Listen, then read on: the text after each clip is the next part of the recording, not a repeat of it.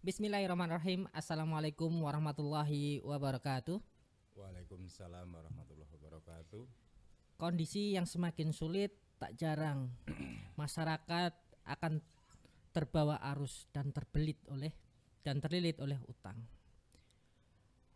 Kondisi yang semakin kesini, ekonomi yang semakin tak stabil, banyak masyarakat yang terjerumus dalam perbuatan dosa besar, yakni riba. Di mana di negara kita telah menetapkan sistem perekonomian berbasis ribawi. Rakyat yang tidak menginginkan pinjaman pun disodorkan oleh sistem agar meminjam. Mereka menggunakan berbagai program pinjaman dengan bunga yang sangat ringan dan lain sebagainya. Ini bukan lain juga untuk menyeret masyarakat kita masuk ke dalam lubang neraka. Kemiskinan yang selama ini diciptakan secara struktural oleh sistem tak jarang menjerat masyarakat atau bahkan saudara di sekeliling kita. Nah, pada kesempatan kali ini kita telah kedatangan seorang pengusaha yang hijrah, yang dulu juga berbaur masuk dalam kategori ribawi. Di tengah-tengah kita telah hadir Bapak Suradi. Assalamualaikum Pak Suradi. Waalaikumsalam warahmatullahi wabarakatuh. Ya. Gimana kabarnya Pak? Alhamdulillah sehat walafiat. Keluarga juga sehat. Alhamdulillah ya, sekeluarga juga sehat, masih dalam lindungan ya rahmat Allah Subhanahu wa taala. Alhamdulillah. Begini Pak Suradi, kalau kita melihat di tengah-tengah masyarakat ya di sekeliling kita itu kan banyak ini yang terjerumus dalam hutang yang berbasis ribawi, entah itu melalui perbankan atau pinjol atau pinjaman online. Nah, kira-kira faktor utama yang mempengaruhi masyarakat di tengah-tengah kita, ya mungkin karena dulu Pak Suradi juga melakukan riba nggih. Iya. Yang mendorong untuk melakukan itu apa untuk Pak Suradi pribadi gitu? Ya, dulu untuk kita berhutang itu motivasi dorongannya adalah ya, gaya hidup. Gaya hidup. Ya, itu gaya hidup. Pengen punya ini, pengen segera punya rumah ya, pengen motor baru ya, pengen merintis sesuatu usaha yang baru juga, semuanya tidak lepas dengan utang kan, seperti itu. Apapun yang akan kita lakukan itu ya harus berhutang kan, seperti itu. Ujung-ujungnya itu ya, awal-awalnya itu utang. Kalau nggak utang apa mungkin bisa kan, dulu itu beranggapan seperti itu, punya asumsi seperti itu. Jadi dorongan hutang itu karena untuk gaya hidup. Nah, kan kalau untuk masalah gaya hidup, semisal pengen punya kendaraan ini Pak Suradi, kan bisa ini nabung dulu, kenapa harus ke bank ini, harus utang ini ayo. Maka dari itu, dari tingkat kesabaran orang kan masing-masing.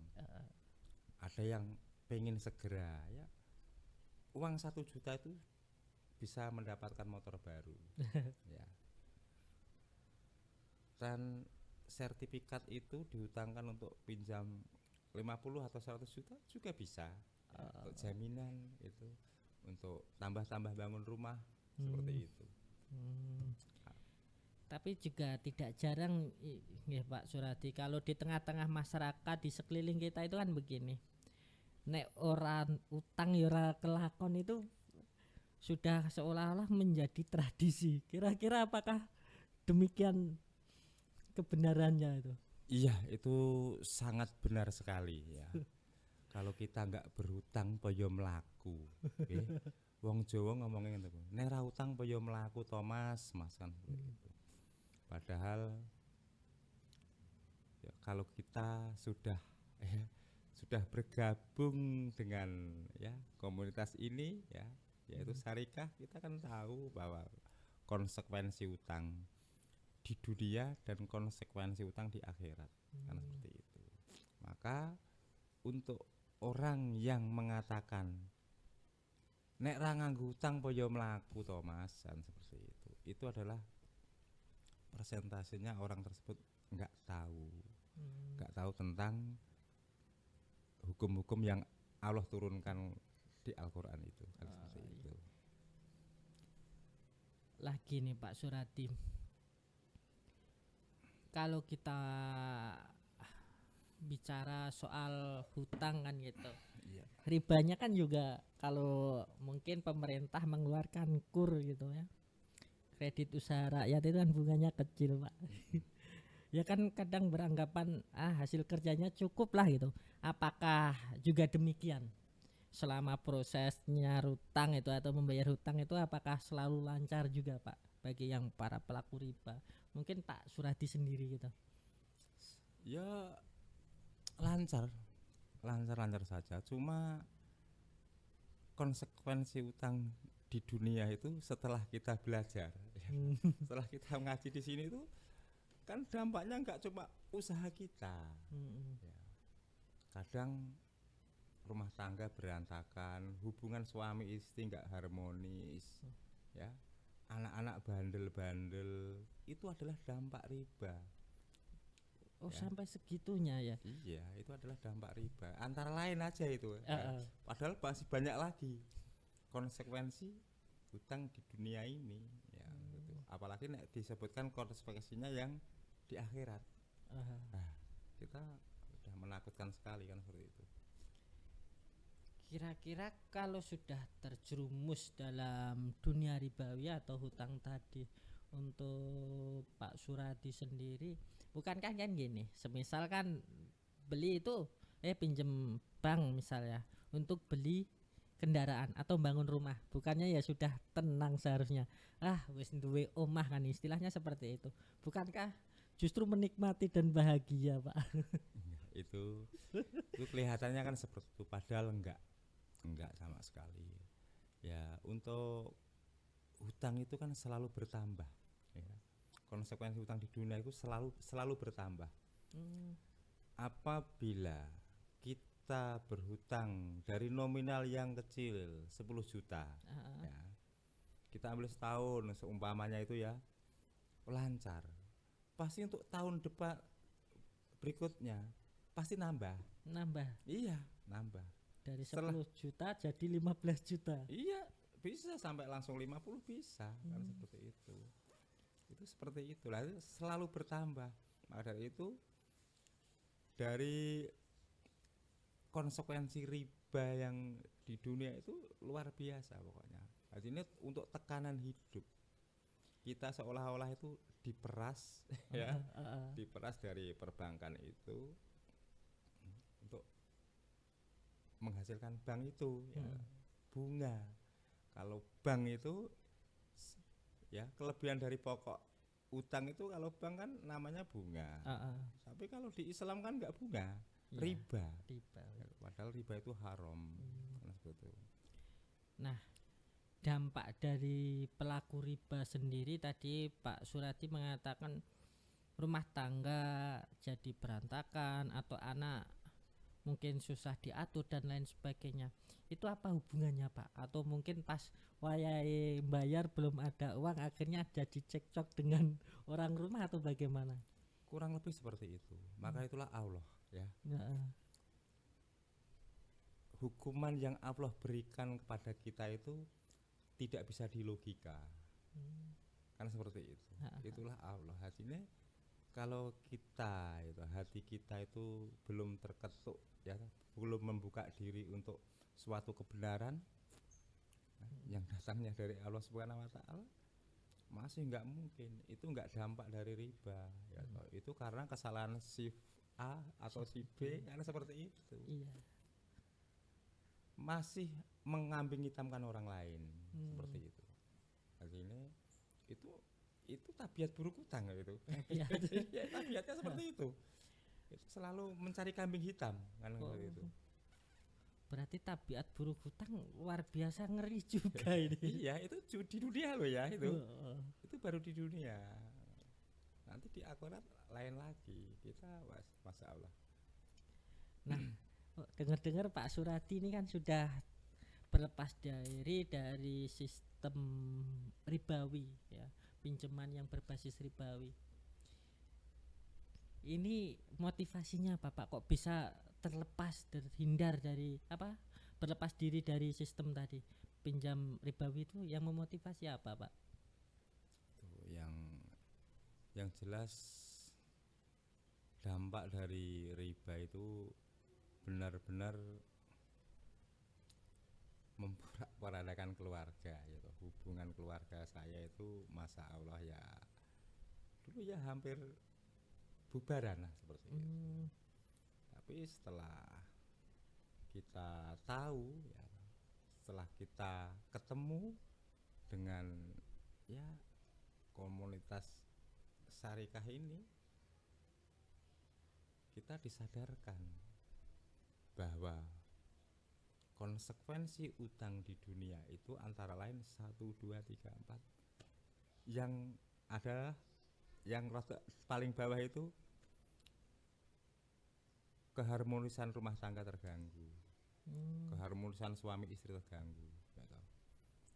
Rumah tangga berantakan kurang lebih seperti itu, gagal fokus seperti itu, anak-anak sulit diatur seperti itu. Ya, jadinya setelah kita bertemu dengan komunitas syariah ini, alhamdulillah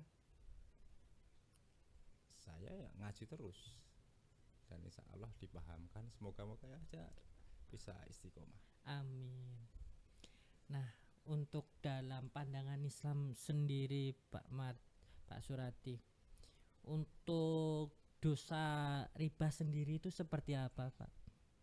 Yang mungkin paling ringan dosanya menurut pandangan Islam seperti apa?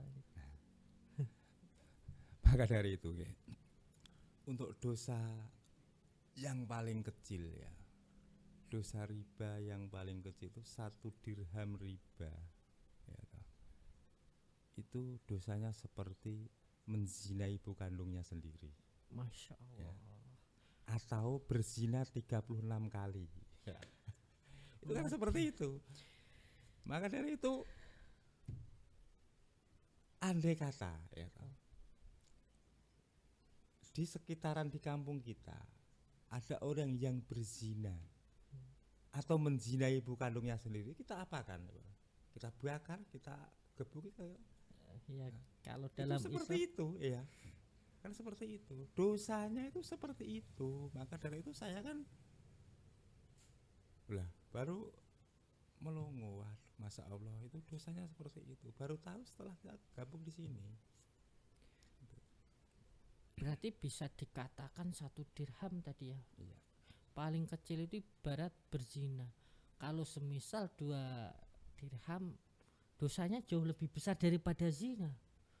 Iya. Masya Allah. Tetapi kenapa